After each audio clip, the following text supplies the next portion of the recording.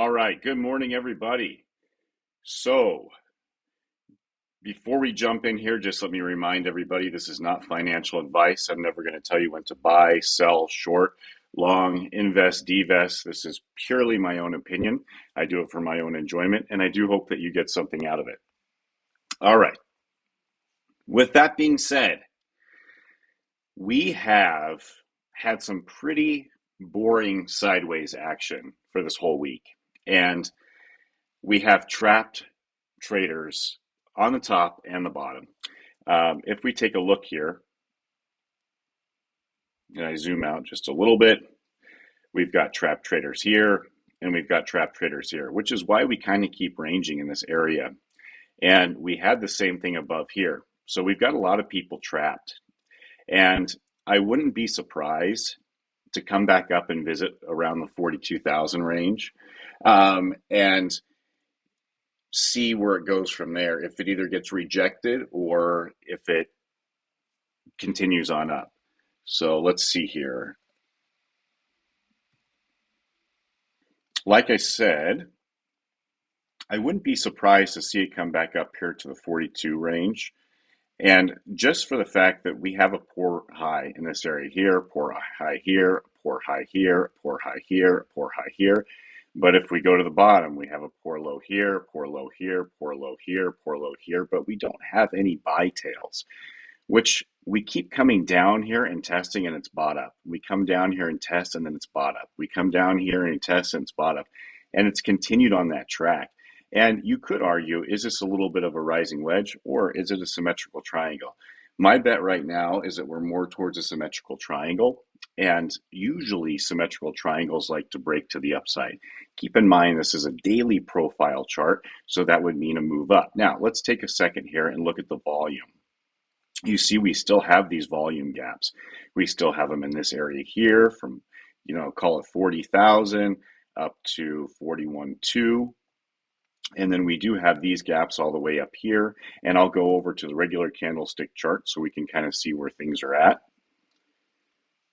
All right, so 4-hour chart. What do we have here? Well, look, this did exactly what we said it was going to do. It found support right here in this 39,000 area. We did have a lot of support that goes on and across and continues on across, so I wasn't surprised to see a bounce. We did see that bounce. We saw the bounce here. It does look to me, again, like this is either a little bit of a falling wedge from this side, or you could say a symmetrical triangle in this area here. And would make sense to break up to at least my magical 9 here around 41.8, which we were just talking about is around 42,000, which is right here at that high volume node. Now, once we get there, that's where I say it's kind of a line in the sand to see if we continue to move up and fill this volume area here, or if we continue back down and drop into the crypto abyss. So we will be watching this area.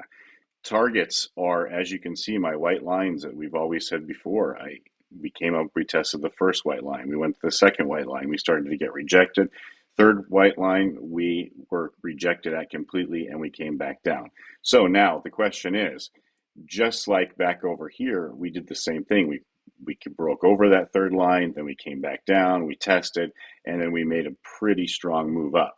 Would that be the case for this? Well, if we do that, and we come back up, say, all the way here to the 46K, which I had talked about a week ago, we could be building a head and shoulders on the 4-hour, which will then bring us down to the 34 range. And that's really what I expect. So I expect a lot of fake outs between here and then to actually make you think that we're going to go one way or another and just completely chop as a result of it. So let's look at the lower time frames. Okay, so this is the 5-minute chart. We are in a pretty decent downtrend right now, but we've been doing this, for the last couple days. Decent downtrend, moderate uptrend, I should say moderate downtrend, moderate uptrend, and then getting kind of stuck. We've gone up and touched VWAP a few times and then headed back down. And there just has been a lot of indecision in the market, and we've seen a lot of the Bollinger Band channel just continue to stay very narrow like this and go from the top to the bottom, from the top to the bottom, especially on the 5 minute. So we've been playing the lower time frame for the most part. If we go over to the 1 hour chart,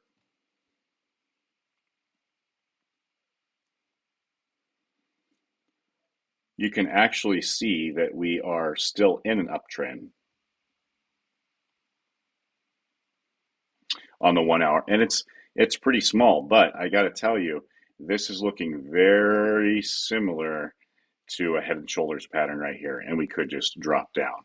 So if we do drop down, we would probably drop down to that 39.2 area, and then the question would be, if we drop down to that 39.2 area, will we continue down and fill the lower buy tails that we had before, or will we bounce and continue up? Remember, we've visited this area quite a few times now. So if we do come down here again, the question is, would you want to be a buyer in that area, or will it continue to descend? So that's something we're going to be watching in the short term 4 hour chart.